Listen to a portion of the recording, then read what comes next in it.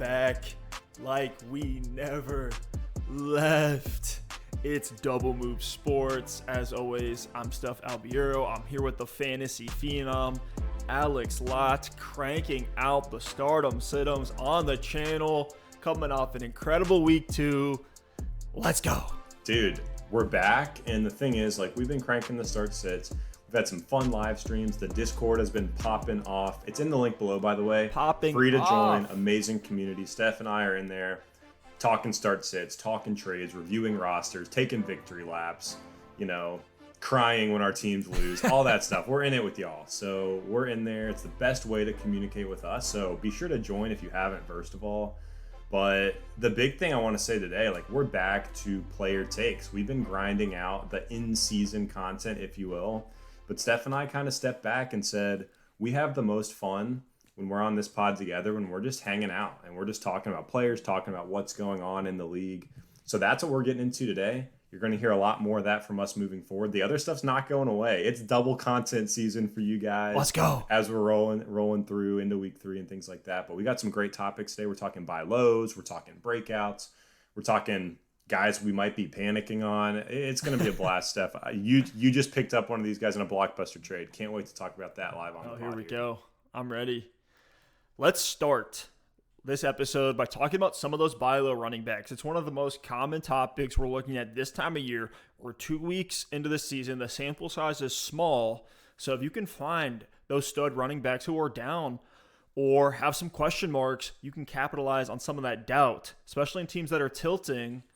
And let's go ahead and just say the trade I made in our home league, I did acquire Ezekiel Elliott. He is the number one buy low for me because I think you can buy low on him. But here's the thing I want to say. People think if you say that I'm implying that Zeke has to be a top 5 running back. And I don't think that necessarily is the case. Alex, ready to just jump into Pollard versus Zeke? Because I think that's the topic everyone wants to hear about right now. Yeah, let's talk about it. Zeke is that buy low. And just so the people know, you acquired him essentially it was Zeke for Calvin Ridley. Dak and Josh Allen were involved, but that's close to me. So essentially think about this as Zeke for Calvin Ridley. You were a 0 running back build, and you were able to pick up the stud running back in this trade. Pivot season. And I think it was a fair trade for both sides. If you have Zeke and he's concerning to you, pick up a stud receiver in Calvin Ridley, who I have my own concerns about. But for you, I love the pickup of Zeke. We'll talk about him here and the breakdown of the split between him and Tony Pollard. And one thing I love about Zeke, week 1, 11 carries, 2 targets. Week 2, 16 carries and 2 targets. So even when Pollard has been being used more on the field, we're seeing the explosive plays from him.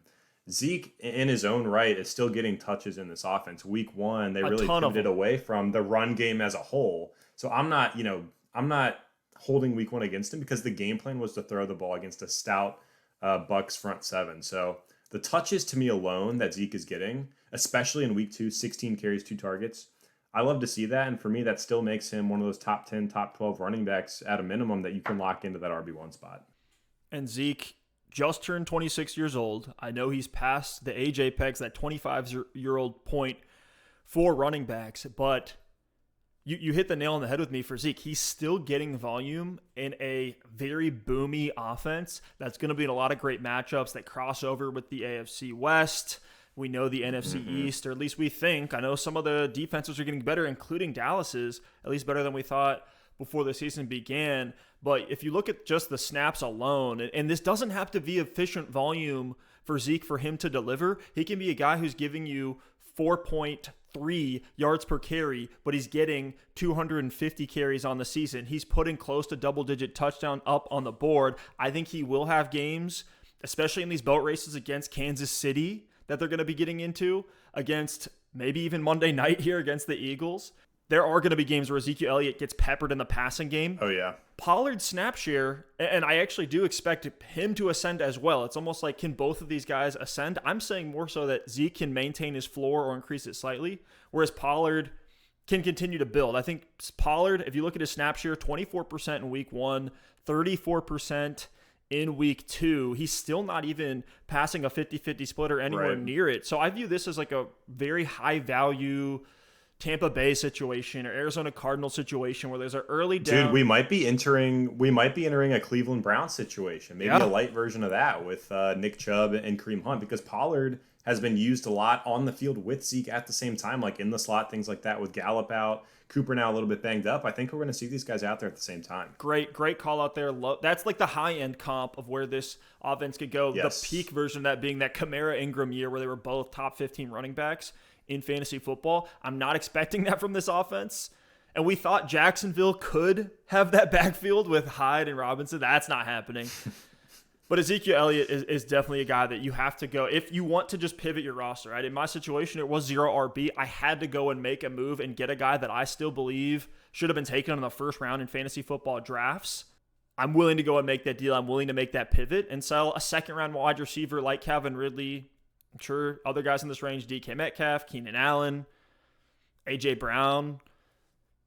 Go see if you can sell one of those guys. Pair him with a depth name like a Melvin Gordon. See if you can pivot on a buy low. Yeah, and the thing about Zeke, to your point, it's like the person in your league that drafted Zeke probably had sky-high expectations. So even though the snaps are there, even though the carries are getting there, even though he has a decent outlook moving forward, they were expecting a top 5 running back. So if they're not getting that, they're bailing because the expectations aren't going to be met. But if you're still getting that top 10, top 12 guy, we can still like Zeke and like Pollard as well. So if you have the opportunity to get either of these guys, like if Pollard is on waivers, oh my gosh, go pick him up immediately.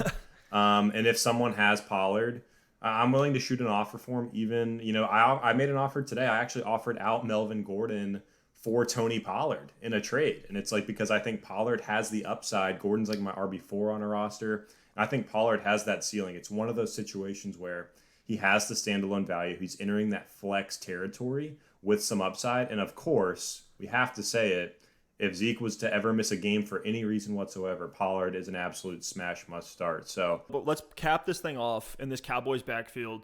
If you had to go ahead and build seasonal rankings right now, where would you put Zeke? Where would you put Pollard? For me, Pollard's a low-end RB2, Zeke a low-end RB1. I'm curious what you think of that. Yeah, I'm with you. Zeke would probably, I don't have everyone's name up in front of me, but Zeke would probably land in that running back 8 to 10 range. And Pollard would be probably somewhere 22 to 26. Love it. And that's exactly where Kareem Hunt is, and that's exactly where Nick Chubb is in these drafts right now. So love the comp there for Cleveland. But let's move on to Miles Sanders. Alex, I'm curious to hear your thoughts on Sanders. Is he a guy that you should be acquiring? And if so, what is the value you're putting on him right now? Yeah, I think he's definitely a buy low. And Steph, you know that I've been kind of lower on Sanders than consensus. I know you've been high on him throughout the offseason. Now we see him have a really bad week from a fantasy perspective in week 2, only 6.9 PPR fantasy points. Kenny Gainwell's getting involved. People are getting a little bit concerned. The Eagles just had a dud of a week. So to me, I think this is a perfect opportunity to buy Sanders because we never really thought he was going to be the absolute bell cow workhorse. That's not what he's been. But what he has been through 2 weeks is encouraging to me, and it's more volume than I thought he would get. He's seeing 2/3 of the snaps, 66% in week 1, 67% in week 2. And through those 2 weeks, he's averaging 14 carries and 3.5 targets per game. So if you're giving me a running back on a high upside offense with Jalen Hurts at quarterback, who's getting those touches, the 14 carries on the ground is tremendous. And I like the pass volume for Sanders as well. I think that's an absolutely perfect RB2 for your roster. So yes, with the Eagles, there could be some volatility. There's going to be ups, there's going to be downs, but I do like the upside that's there. So if I can lock in Sanders as an RB2 and I can get him for a value right now coming off of a bad game, he is definitely someone I'm more than willing to go ahead and invest in for the rest of the season. So in that same league where I went out and acquired Zeke, I was also made an offer for Miles Sanders. Again, remember, I'm 0 RB. I am sweating. This is a deep 14-team keeper league. And I was offered Ridley for Sanders straight up. And I said no because I do think that tier of Ridley, Keenan, Cooper, even, of course, we know Adams, Tyreek, Diggs, even going down to like Kupp, Lockett. I'm not willing to necessarily move those guys yet, just because from a points perspective, I think those guys are going to put more points up on the season compared to Miles Sanders. But I think Sanders will have a very high floor because of the touches that he's getting in this offense and the fact that he's always been an efficient player. As a running back, I love the mold that Miles Sanders fits into. That's why I love DeAndre Swift. That's why I love Travis Etienne. That's why I love Aaron Jones. That's why I love Alvin Kamara. It's these guys that are not necessarily getting 20 carries. They're getting 6+ receptions in the right game script. We saw in week 1, Miles Sanders getting 5 targets. Unfortunately, the wheels fell off in week 2 against San Francisco. It's going to happen in this Eagles offense that's super raw with young players. You got to remember, Jalen Reagor is in his second year. Devontae Smith as a rookie as their 2 main outside receivers. And then, of course, Jalen Hurts, who is also raw as a player still. I like what I'm seeing from Jalen Hurts. I think we all do. And that gets me more excited for the offense, but this is going to happen at times. That's why there is a cap ceiling for Miles Sanders. Even though he might have the volume of an Aaron Jones, he's not going to give you the 41-point week like Aaron Jones will, just because of the offense that he's on. But all that being said, he is getting the high-value touches. He is an electric producer. And if you look at his yardage totals, if you look at his yards from scrimmage, he's already averaging 80 total yards per game. So that's perfect volume to me for him to be an electric RB2. Have some boom games and have that high floor. Wait. Alex, I have to stop the show because I'm dumb hyped over this new sponsorship deal we got. Shout out to our guys over at Manscaped. And look, I was skeptical, but Alex, I've been a very hairy guy for a long time. I was the kid at 13 years old in middle school. Oh, yeah. With chest hair showing out of the polo shirt. Like, I was that dude. I was jealous at the time. Well, nothing to be jealous over anymore because ever since I got this lawnmower 4.0 from them, it's been clean down there to say the least. Manscaped has the lawnmower 4.0, not the 1, not the 2, not the 3, but the 4.0. Talk about sleepers on our show, and this has to be one of the best sleeper products out there. I was skeptical as well, and it's been an absolute game changer. Check out Manscaped. This thing is legit, and you will definitely not be disappointed by this full body trimmer. It's incredible. So Manscaped was nice enough to give us a 20% off discount code for the Double Move Sports viewers. You can get 20% off and free shipping with code DMS at manscaped.com. That's 20% off with free shipping at manscaped.com. Use code DMS. Unlock your confidence and always use the right tools for the job with Manscaped. Now back to the show. Let's talk about another one. I think this one is it's almost like the fantasy community knows that he's a buy low to the point where you really can't get him in a lot of leagues, at least from my experience. Antonio Gibson right now. We saw him in that split with J.D. McKissic. It was absolutely brutal for Gibson owners like myself seeing J.D. McKissic come in the red zone and take carries and score that touchdown. I'm not sweating on Gibson at all, and I think a lot of folks are like me, and so they're not selling Gibson. But is he a guy that we should be acquiring if we can?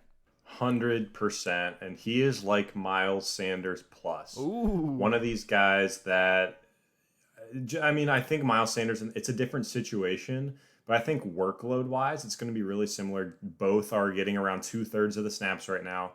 Both have a pass-catching running back behind them. I think a lot of disgruntled fantasy managers will tell you that J.D. McKissic is much more of a threat than Kenny Gainwell, but I don't necessarily know that to be true season long. We'll see how that shakes out with Heineke. Hey, we loved Gainwell as a prospect. He's a good player. He's electric. Absolutely. So I think he's going to keep coming on. But Gibson, you look at what he's done this season, and he just hasn't had the big fantasy, high-value touches. He had 20 carries in week 1. 20 carries from a running back in fantasy. Already a tremendous value, even if you're not efficient with it. But the thing is, 4.5 yards per carry. That's fantastic. In week 2, he saw 13 carries, 5.3 yards per carry. He's seen 7 targets through 2 weeks. So he is still getting a little bit of involvement in the passing game. I think what we have to realize with Gibson at this point is that the upside we were hoping for, the second breakout, the breakout instead of being a low-end RB1, can he take it to a top 5 level? Probably isn't going to happen this year as long as J.D. McKissic is there. He's going to be involved. He's going to get receptions. But if you look at the workload Gibson's getting, you have to believe that there are better days ahead from a fantasy perspective.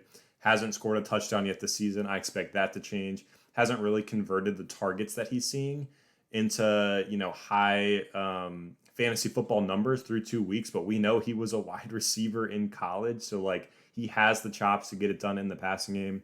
I think Heineke could restrict Gibson's upside a little bit. But honestly, after what we saw from Heineke in that Thursday Night Football game, who knows? He might be just fine for this offense.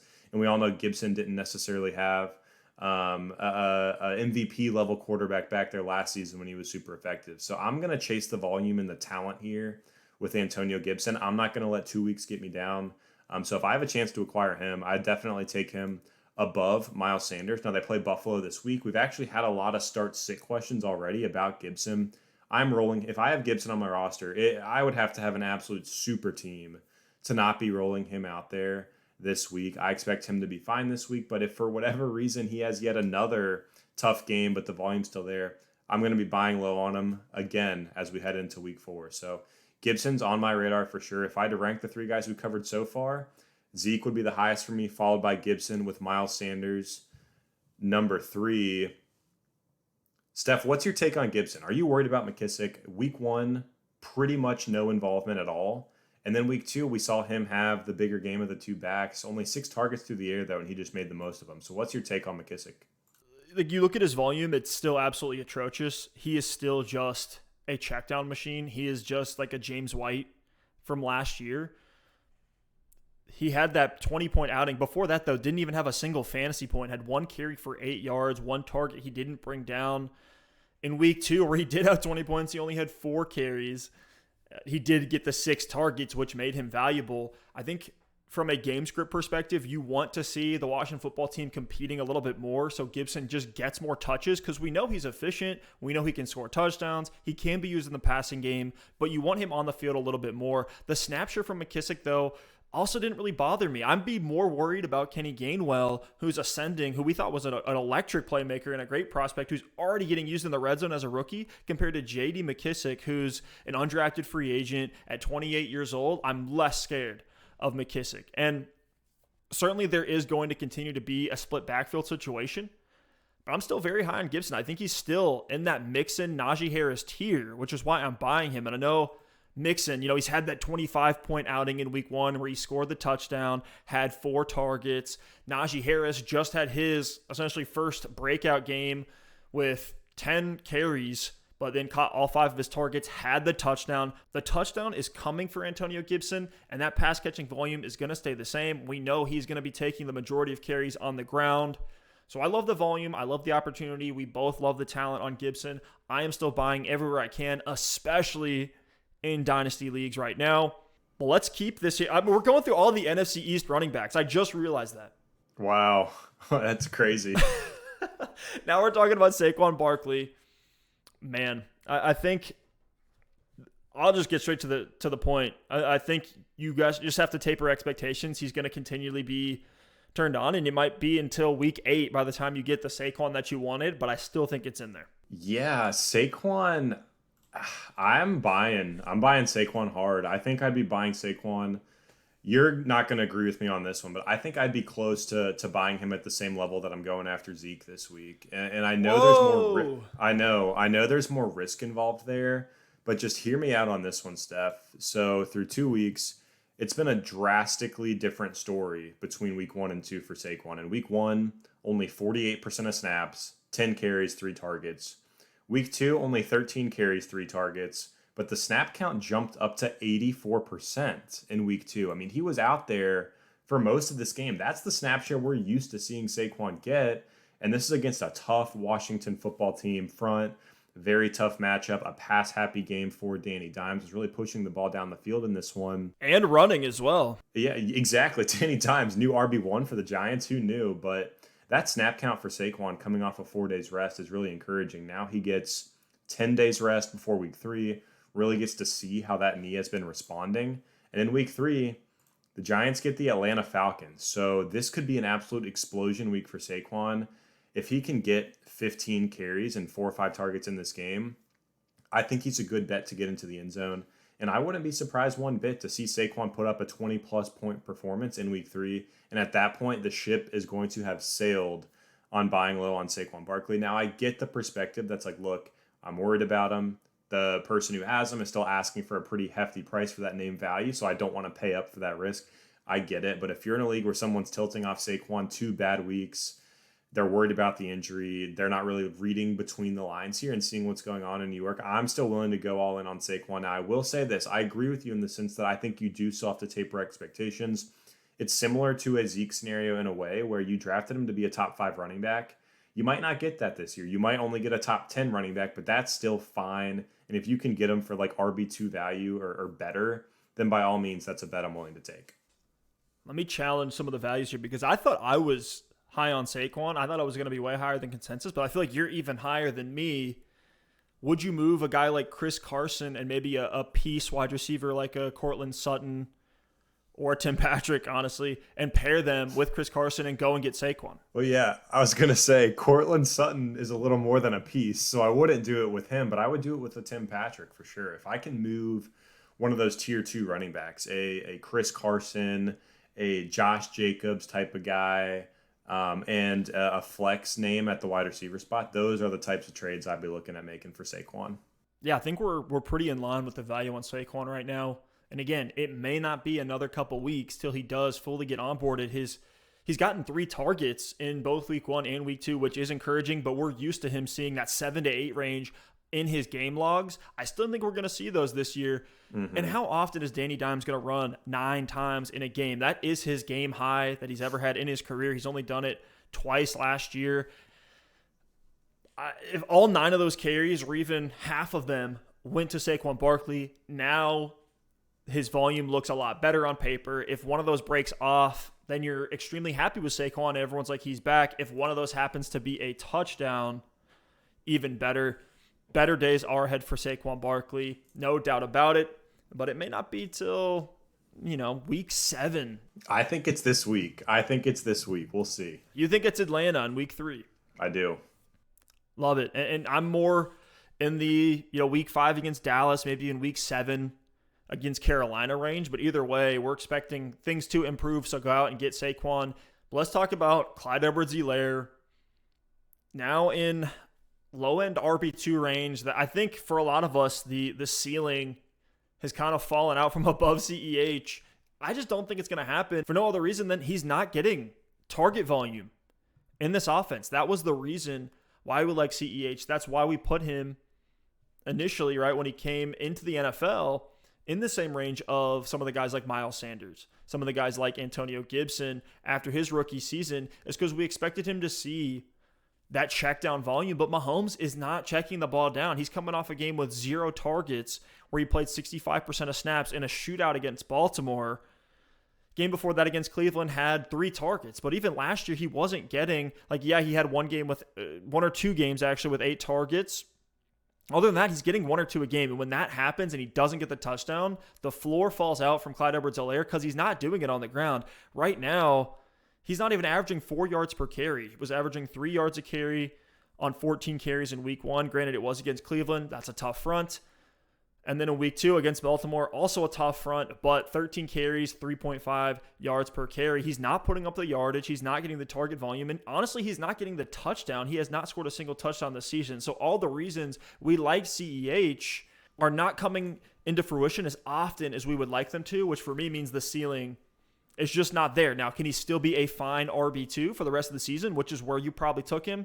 Yes, I think he will have better days. He will have pop weeks. He will have those times, just like last year, where he does have a touchdown or 2 in this electric offense. But I think you're going to see more of what you saw from CEH as a rookie, and he's not necessarily going to take that next step to be in that RB1 category. Yeah, I agree. And the thing is, of all the guys we've talked about so far, Zeke, Miles Sanders, Antonio Gibson, Saquon Barkley, CEH is the first one on this list that I don't really think I'm trying to target in trades at all, because the buy low, buying this dip, I think he's going to stay in that dip, and that dip is just being a low-end running back too, because of all the reasons you outlined. And I think the target volume is just so concerning for him, and the touchdown efficiency is concerning as well, because coming out of his rookie year, the optimism around CEH was only 5 touchdowns as a rookie. We're going to see that, positive regression back to a higher touchdown total and a high volume offense. But it really hasn't been the case through 2 weeks. You look at Darrell Williams coming in, getting 3 carries for -2 yards and a touchdown in week 2. That's just absolutely killer if they're going to be bringing him in randomly at the goal line. And this is kind of getting down narrative street with, some of the target volume, But I almost wonder if we've over glamorized, in a way, this Chiefs running back spot. Because I remember back in the Kareem 100%. Hunt days, even when Damian Williams has had his time in the sun there, it was effectiveness on the ground. It was effectiveness through the air. There was a great stretch for these Kansas City running backs with the same, still under Andy Reid. But this is where the narrative comes in. I almost wonder if Mahomes, as good as he's been for his entire career, was really relying on the system, was really relying on using the running back out of the backfield, was really relying on taking what was given to him early in his career as he made his way to be an MVP, as he made his way to be a Super Bowl champ.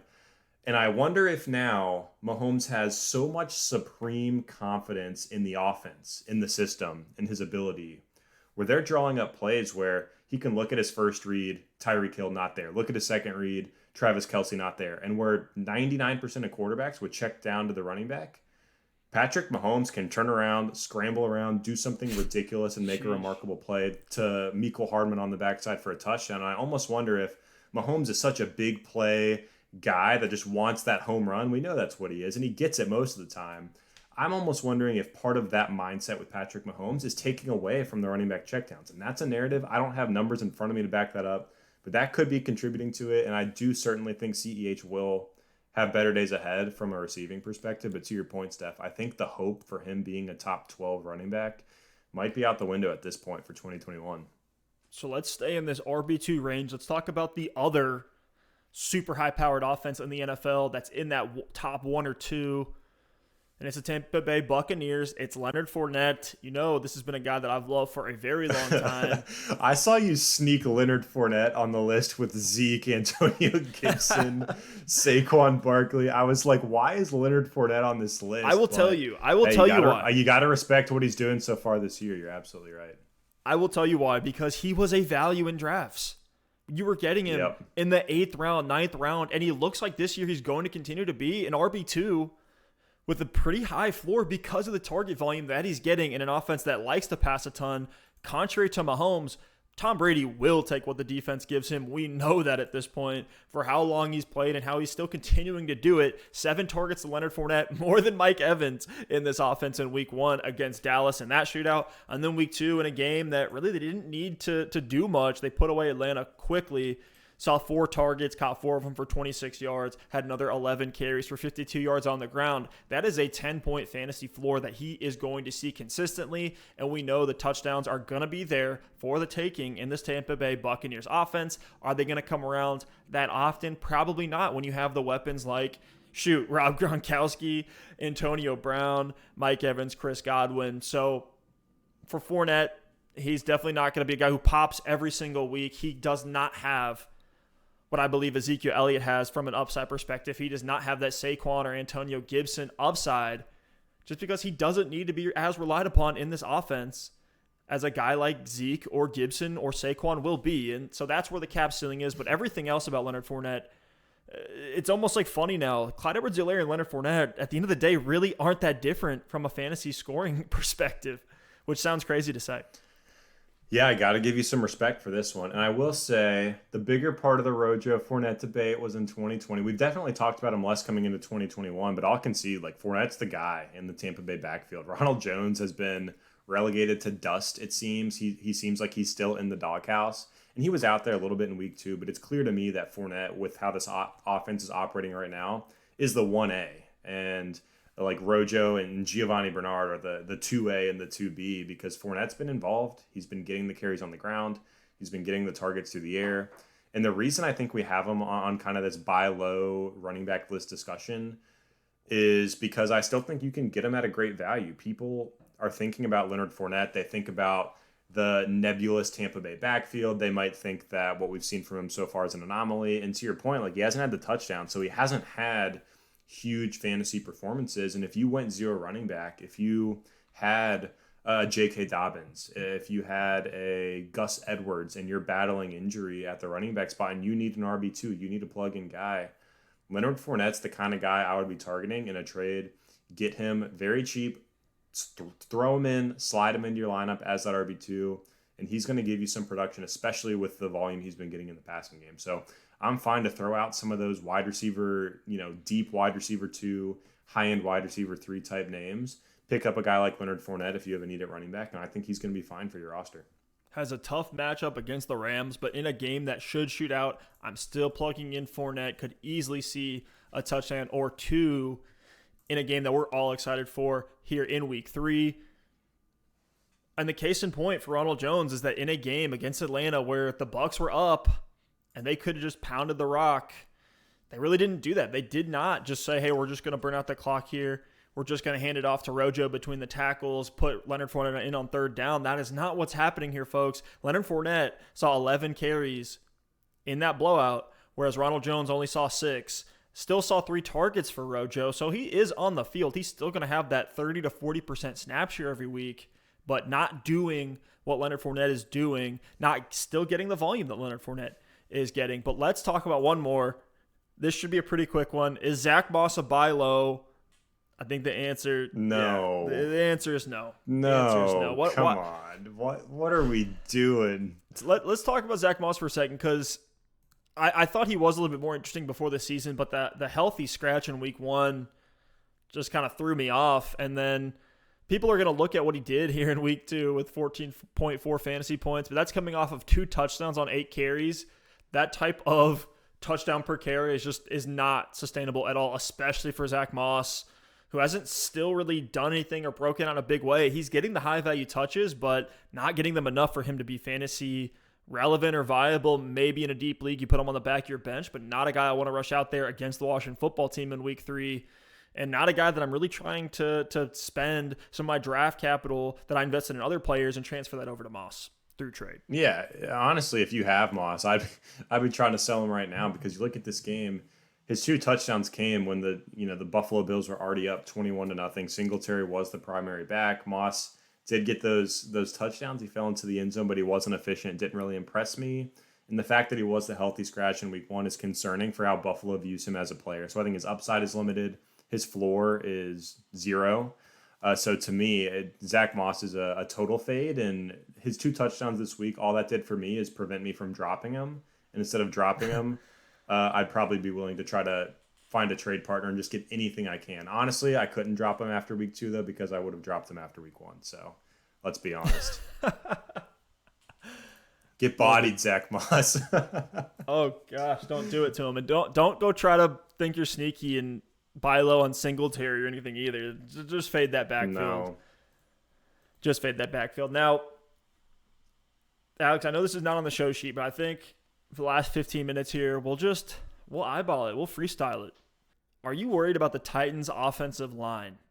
Because even though Derrick Henry had the big game, he's Derrick Henry, and he had 35 carries in this game, also saw 6 targets. It's like Derrick Henry can still definitely produce, but outside of a few big runs, the efficiency hasn't been great. It wasn't there in week 1 against Arizona. Now, of course, that's kind of a fallacy, right? I'm saying we'll take away what makes him valuable and he's not valuable. I understand that, but the injury now to Taylor Lewan in a warm-up before the game it's scary. I don't know what his timetable is to return right now off the top of my head, but with some of the changes in these pieces in this Titans O-line, they're not looking quite as strong, and I think that's playing into some of Tannehill's woes as well. Yeah, the Titans are tough to project right now. I think the only thing we can say for certain is that Derrick Henry is absolutely matchup proof at this point when you're getting 40 touches in a game. I mean, you could run for 3 yards per carry and run for over 100 yards. But I think, if anything, I'm a little bit worried about the Titans as a whole. We've been talking about it all offseason. Julio Jones and A.J. Brown.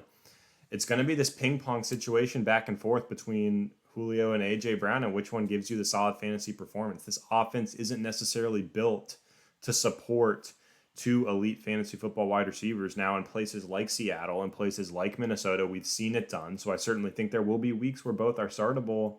But Julio Jones and A.J. Brown, to me, are in the same tier until further notice. So I'm not going to, freak out about the offensive line. I think from a fantasy perspective, the offensive output has been fine thus far this season. Tannehill disappointing with no touchdowns in week 2, even though he did have 40 attempts, 347 yards. So I think the touchdowns will come. So to me, these Titans are still must-start territory. Derrick Henry's a must-start. Julio and A.J. Brown, you got to throw them in there. I think they're both starts every single week. You just got to hope it's their week. And then with Tannehill, he's still premium streamer to me. Not someone I'm going to lock in every single week if he's in a tough matchup, but I'm taking him over the Kirk Cousins, Derek Carr, Baker Mayfield range at this point. So I'm not going to freak out about the line. Definitely concerning in some ways, but to me, I'm going to shake it off until we get a bigger sample size. On the flip side of Ryan Tannehill disappointing through 2 games, we have Mike Williams, who has now put up back-to-back 22-point outings, touchdowns the first 2 weeks. But what's the best part about Mike Williams, why you're super excited on hitting on him in your draft, especially in week 3 against Kansas City? I'm expecting big things from him in a high-flying matchup. Mike Williams has seen double-digit targets both in week 1 and week 2. We're seeing almost a funneled volume situation between just Keenan Allen and Mike Williams. And it's fantastic for this offense with Eckler there being the number 3. So Williams looks like he could be taking that step that we wanted him to take. He is putting up the touchdowns, right? We were saying, look, if he could have that double-digit touchdown season with the 1,000-yard season, he's on pace to do that right now. And it's really, really exciting if you drafted him in that 8th, 9th, maybe even 10th round. And he's a guy that you can flex every single week until further notice. Yeah, Mike Williams is giving us what we wanted. I mean, last year Herbert came in. Williams was kind of in and out with injury. He had a couple really good games, but we've always said it with Mike Williams. If he can stay healthy, his upside is there. And typically he's been this guy that's reliant on the touchdown, that's reliant on the big play or the couple of big plays, almost like a Michael Gallup type player. But I love what I've seen through him. I love what I've seen from Mike Williams through 2 weeks because even if you take away the touchdowns aside, in week 1, 12 targets, 8 receptions, 82 yards. Week 2, 10 targets, 7 receptions for 91 yards. Like, these are solid wide receiver games, even without the touchdown. So if Mike Williams starts to build himself a floor in fantasy football, and then we know he has that red zone prowess, that red zone upside to get those touchdowns, that big play upside, he's the perfect type of guy to plug into your lineup. So Williams was my start of the week in week 2. Certainly worked out in some lineups, in some DFS and things like that. And if you haven't watched my start sit wide receiver video yet, I'll give you a little spoiler. Mike Williams is my back-to-back start of the week, and I'm going back to him in week 3 back to the against Kansas City. So I'm in on Williams. Like, he's not someone that's going to be on waivers for you. He's probably going to be tough to pick up in a trade right now. But if you have Williams on your roster, or there is some trade talk, someone thinks they're selling high or anything like that, Williams is someone I want on my roster and someone I'm locking into my lineup with absolutely no hesitation. And look, he put up 22 points in week 1, 22 points in week 2. The last game of the 2020 fantasy season against Kansas City, who he plays in week 3, 22.8 fantasy points, 7 targets, caught 6 of them for 108 yards, and had that lucrative touchdown in there. So expect more of the same from Mike Williams. He's now on a 3-game streak of 22 points per game. Let's talk about a rookie breakout. It's happening. I think we're seeing. I know you're excited about this one. Man. You can't stop the hype train. Guy from our hometown, a player that we've both loved as a prospect, was doing things we've never seen before from a college freshman, which is why we loved him coming into the draft. We talked about him all offseason, all dynasty season, and we loved him as a late-round flyer in redraft this year, and it is Rondale Moore, who, believe it or not, is leading the Arizona Cardinals in receptions and receiving yards. I know it's through 2 weeks, but man, could you believe Rondale Moore starting this season ahead of DeAndre Hopkins as far as the receiving production on a very limited snap share, which gets me extremely excited. 46% of snaps, 8 targets, caught 7 of those, so very efficient for 114 yards and a touchdown. When Rondale Moore has the ball in his hands, crazy things are going to happen. And the fact that Christian Kirk coming off a big game, AJ Green actually looking somewhat decent, and then Chase Edmonds, like, there's a lot of options for these defenses to cover, as well as Kyler Murray rushing the ball, makes Rondale Moore super, super easy to find when has nobody around him and he's playing the flanker. He's on these jet sweeps. I'm so excited for Rondale Moore for the rest of this year, and I'm plugging him in for sure against Jacksonville in week 3. Yeah, I think we've only scratched the surface because, to your point, and look, I got kind of lucky with Rondale Moore. He's someone we liked in Dynasty all offseason. In our deep 14-team home league we've been talking about a lot, I scooped up Rondale Moore late in the draft. I was like, look, I'll just stash him, see what happens in Arizona. And week 1, he had a pretty solid game. I was like, okay, let's see if he can string together some more good performances. And in week 2, he absolutely exploded. Did I see that coming in week 2? Absolutely not. But his snap share went from 29% up to 46%. So we got on the field more.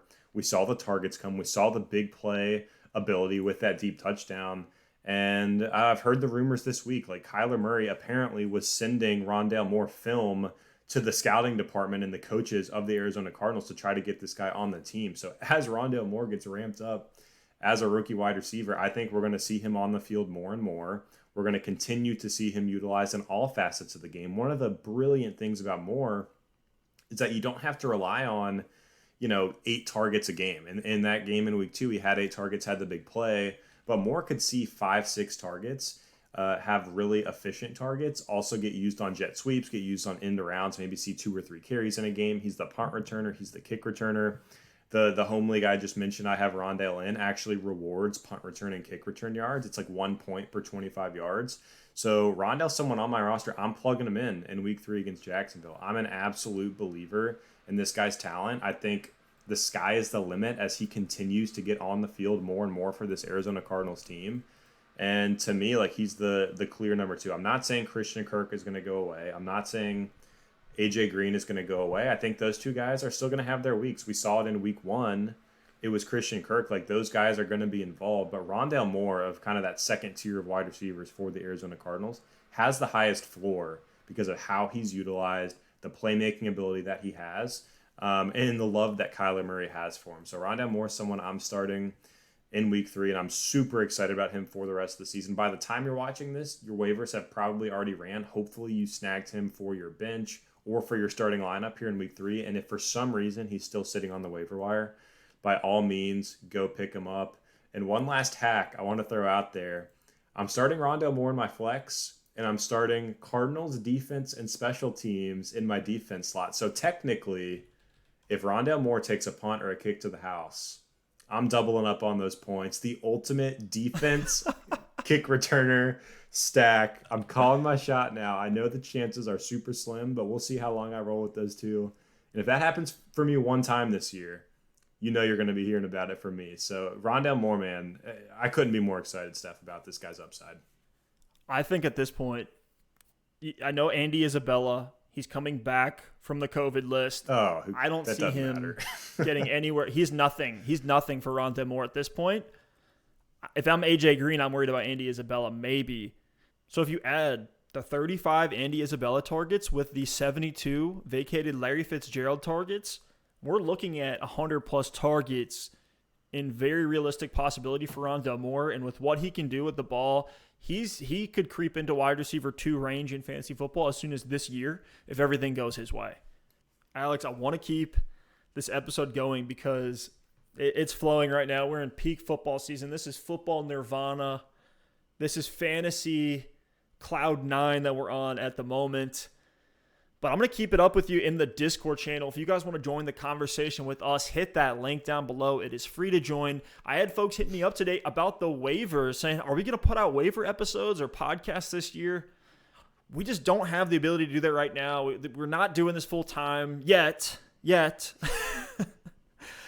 But if you want to get those start-sit opinions, if you want to get those waiver opinions, hop in that Discord channel. Not only is it me and Alex, but also a community of over 170 users in there with like-minded fantasy individuals. You're going to get takes from both sides. It is fantastic. Having a blast in there, especially with the very intimate roster breakdowns in the live streams in that Discord channel. Join up today.